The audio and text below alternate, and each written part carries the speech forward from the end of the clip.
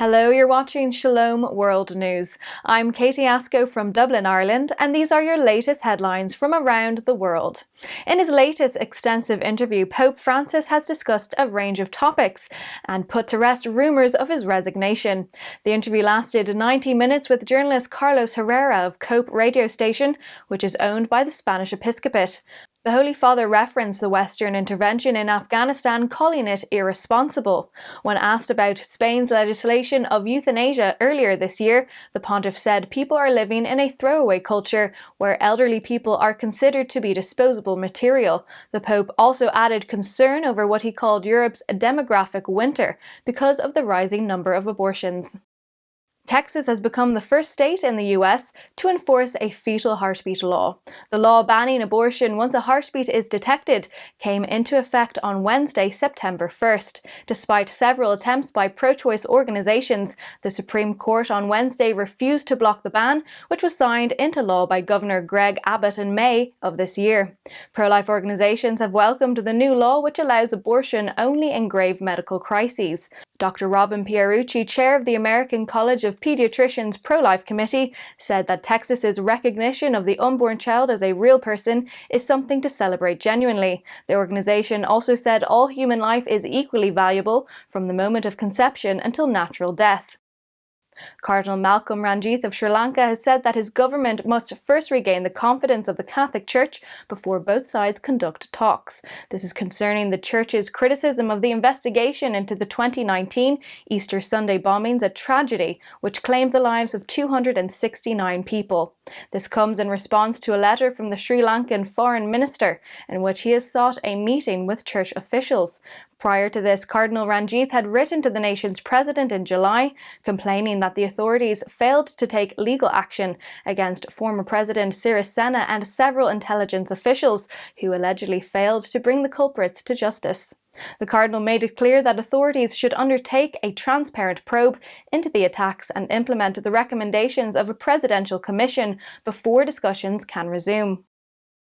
An historic Catholic church in the US city of Denver has been desecrated. Perpetrators stole the tabernacle containing consecrated hosts, as well as sacred vessels and a laptop used to live stream holy masses. They also destroyed 4 security cameras in the sanctuary. According to Father Joseph Cow, pastor of St. John Vianney Church, the incident took place on the night of August 30th. The church was built in 1952 and it serves around 200 families, mostly belonging to the African American community. The sanctuary was rededicated on Tuesday, August 31st, and a mass of reparation was offered by Father Cow the following day to atone for the desecration. As the Australian state of Queensland prepares to debate the proposed euthanasia and assisted suicide bills, the Catholic Archbishop of Brisbane has urged all faithful, their families and friends to sign an online petition. The petition is addressed to the state parliament, demanding that lawmakers reject the proposed laws. Archbishop Coleridge has said in a letter to believers that if the voluntary assisted dying bill is passed, it will overturn the foundational principles that have underpinned the medical and legal systems. The prelate also asked his flock to email lawmakers and urge them to oppose the introduction of the laws. A March for Life will be held in the city on September 11th in opposition to the proposed bills. In an August 31st op-ed for the New York Post, Bishop Robert Barron has said that chaplains of Harvard University made a complete and abject surrender in choosing an atheist to be the president of their association. The auxiliary bishop of Los Angeles said in the article that if an atheist assumes charge of the religious services in a chapel, then religion has come to mean nothing at all. These comments come after atheist Greg Epstein was elected as chief chaplain of Harvard University.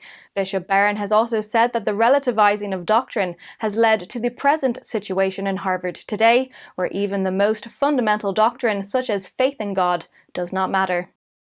Catholic lawmakers in the Democratic Republic of Congo have decried the attacks on Catholic churches as acts of barbarism. Members of the Catholic caucus in the National Assembly raised the grave issue during a visit to Cardinal Mbongo, the Archbishop of Kinshasa, whose own residence was a target of vandalism on August 1st. Acts of violence against the Catholic Church have increased in recent weeks after the Bishops' Conference criticized the appointment of a new candidate to lead the country's National Independent Electoral Commission.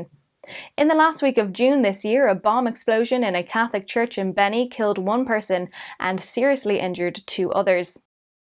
The military's vandalism of churches in Myanmar continues unabated. In the latest incident, a Catholic church and a Baptist prayer hall have been desecrated. Myanmarese troops broke into St. John's Church in the village of Chat in Chin State on Tuesday, August 31st. They broke open the tabernacle, threw sacred hosts on the ground and trampled on them. A Baptist church in the same village was also attacked. Vicar of St. John's Parish, Father Jong Ong, denounced the act as a blatant breach of freedom of worship. Since the military junta came into power on February 1st this year, many places of worship, including churches, have been targeted. Those are your latest headlines. Do join us tomorrow and visit swnews.org for more updates. Shalom.